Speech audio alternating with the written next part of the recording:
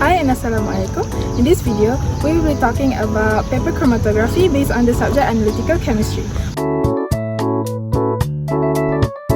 So what is chromatography? Chromatography is a laboratory procedure that called chromatography is used to divide a mixture component into smaller or more complicated mixture.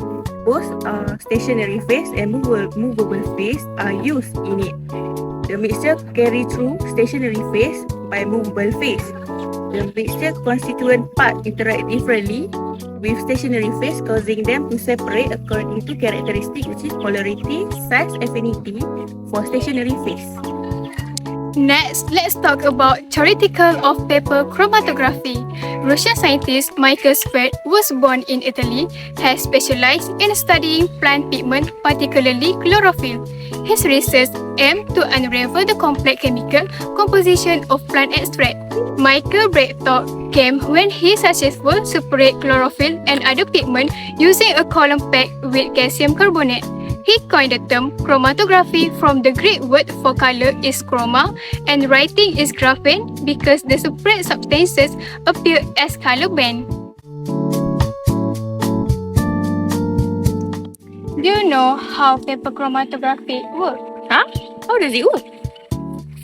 In paper chromatography, the mixture is poured onto the paper, dry, and the solvent is then allowed to flow along the sheet by capillary extraction. As the solvent progressively absorbs the paper, the various mixture components separate into various color patches. The location of several compounds is visualized after drying. According to the paper chromatography principle, the compounds that are more soluble on the filter paper go further than those that are least soluble. The principle of paper chromatography is based on differential partition of solute components of mixture between a stationary phase paper and mobile phase solvent. Let's take a look at stationary phase. A piece of filter paper chromatography paper is used as the stationary phase. This paper is typically made of cellulose which contain polar hydroxyl groups. Then mobile phase, a solvent of mixture of solvent is used as the mobile phase. The choice of solvent depends on polarity and of the component being separated. Next, I will be talking about the methodology of paper chromatography. First, you have to draw a line with a pencil along the bottom of the chromatography paper, and then you have to put a dot of the mixture that you want to analyze on the line. And then you have to place the paper upright in a beaker filled with a shallow layer of a solvent. Make sure that the layer of solvent is below the line of the pencil. The solvent then travels up the paper, carrying the ink with it, and the ink separates out into all of its different colored components. The dot travels up the paper and separates into several spots. Each spot represents a different component found in the original mixture. Each component moves up the paper at a different speed, depending on its relative affinity to the stationary phase and its relative affinity to the mobile phase.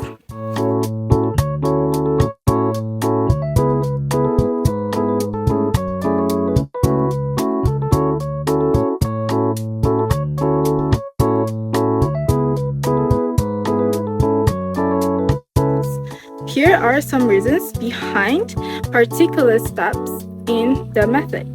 The line are drew with a pencil because pencil is insoluble. This prevents it being carried up the paper with the mobile phase. If we were to use a ink, for example, the ink would also dissolve in the solvent and travels up the paper, producing a confusing result. The second one is the solvent level must be below the spot of your mixture to prevent the spot fully dissolving in the solvent and being washed away.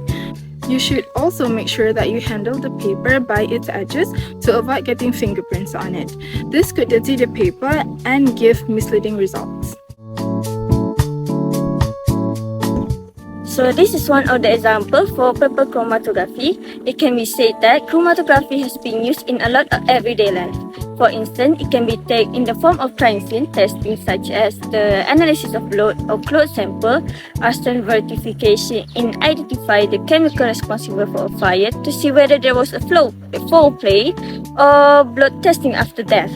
And not just that, it is also widely used in sport to test athletes for doping or performance-enhancing drugs, as chromatography can accurately identifying substance within the bloodstream. In conclusion, chromatography is an important biophysical technique that enables the separation, identification, and purification of the components of a mixture for qualitative and quantitative analysis. It has numerous applications in biological and chemical field that is widely used in biochemical research. As a proof, in the petroleum industry, the technique is employed to analyze complex mixture of hydrocarbons.